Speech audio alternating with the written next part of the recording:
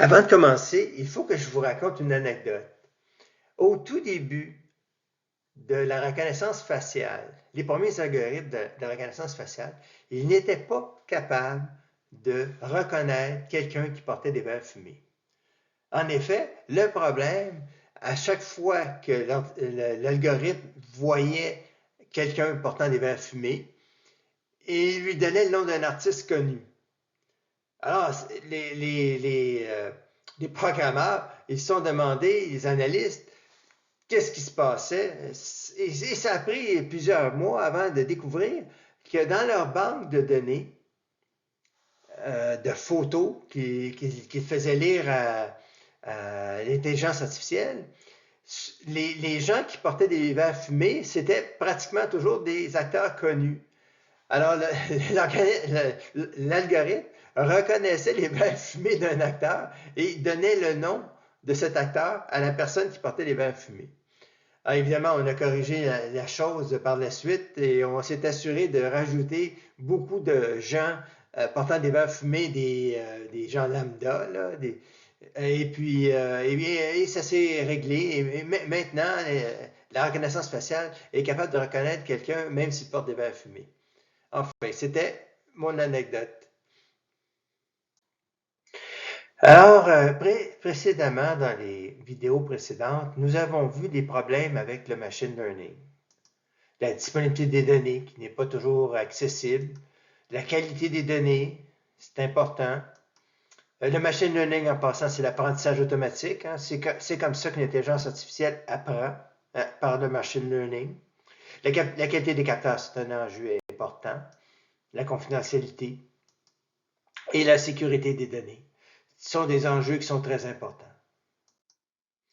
La qualité des données, le problème avec la qualité des données, c'est qu'on se ramasse avec des données qui sont non pertinentes, mal définies, et l'apprentissage automatique, le machine learning, dépend de cette qualité. Alors, nous allons étudier dans cette vidéo les données mal définies et comment on les traite pour être capable de les utiliser. Les données mal définies, c'est quoi? C'est des données ambiguës, incomplètes, mal étiquetées, difficiles à interpréter. Il faut donc nettoyer et pré-traiter. Alors, voyons voir comment le travail est fait. Bon, le nettoyage et pré-traitement des données. Comment ça fonctionne? Premièrement, il faut identifier et supprimer des valeurs qui sont aberrantes. Alors, il faut les identifier et les supprimer. Ça implique d'imputer des données manquantes,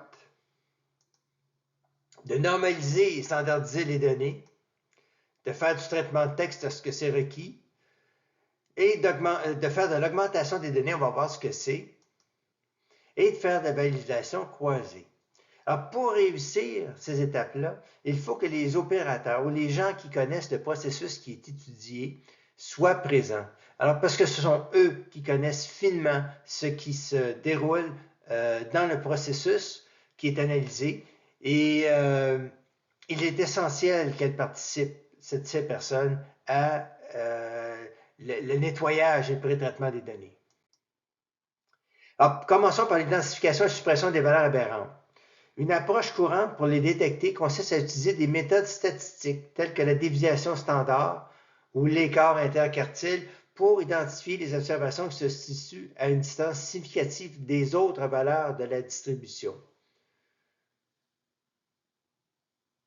Note, la suppression des valeurs aberrantes doit être effectuée avec prudence car elle peut potentiellement éliminer des informations importantes. Hein?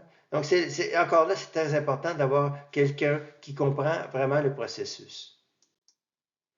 L'imputation des données manquantes, comment on fait ça? L'imputation des données manquantes est un processus utilisé en analyse de données pour remplacer les valeurs manquantes dans un ensemble de données par des valeurs estimées. Alors, lorsqu'il manque trop de données, on est obligé d'estimer ce qui manque. Il existe différentes méthodes d'imputation telles que la substitution par la moyenne, la médiane ou le mode pour les variables numériques. Il y a aussi la normalisation et la standardisation des données. Lorsqu'on parle de normaliser, standardiser, Alors, on utilise des équations du type que vous voyez en bas. La standardisation, alors, c'est quoi? C'est le x normal. Si on veut de la normalisation, c'est le x moins le x minimum divisé par le x max moins le x minimum. La valeur maximum moins la valeur minimum. Alors donc, je répète, la normalisation, c'est, si on veut, c'est la donnée moins la donnée minimum divisé par la donnée maximum moins la donnée minimum. La standardisation, elle, c'est plutôt à partir, ce qu'on appelle le deuxième, le x standard. Alors, c'est x moins mu divisé par sigma, où sigma est évidemment l'écart type et u la moyenne. Le traitement du texte. Alors, il existe au moins 9 méthodes pour faire le traitement du texte. Alors, ce que je vais faire, je vous laisse regarder une minute ou deux, même pas 2 minutes, quelques secondes. Si le traitement du texte vous intéresse, je vous encourage à prendre un cliché de cette image présentement. Prenez un cliché si cette information-là vous intéresse. Maintenant, il y a aussi l'augmentation des données. Alors, l'augmentation des données est une technique utilisée en apprentissage automatique pour enrichir un ensemble de données existants en générant de nouvelles données à partir de données originales. L'objectif principal de cette technique est d'augmenter la diversité et la quantité des données disponibles pour l'entraînement des modèles, ce qui peut aider à améliorer les performances de données en généralisant mieux sur de nouvelles données. L'augmentation des données, bien, alors encore là, on a au moins 5 techniques.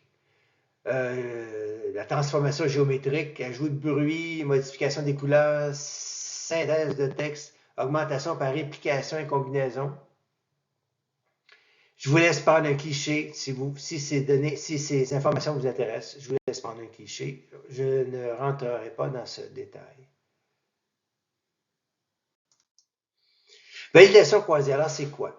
Elle est utilisée pour comparer des performances de différents modèles, sélectionner les hyperparamètres optimaux et évaluer la capacité de généralisation d'un modèle à de nouvelles données. Validation croisée. En conclusion, les problèmes de données constituent un obstacle majeur dans le domaine du machine learning. Pour surmonter ces défis, il est crucial d'accorder une attention particulière à la qualité des données dès les premières étapes du processus.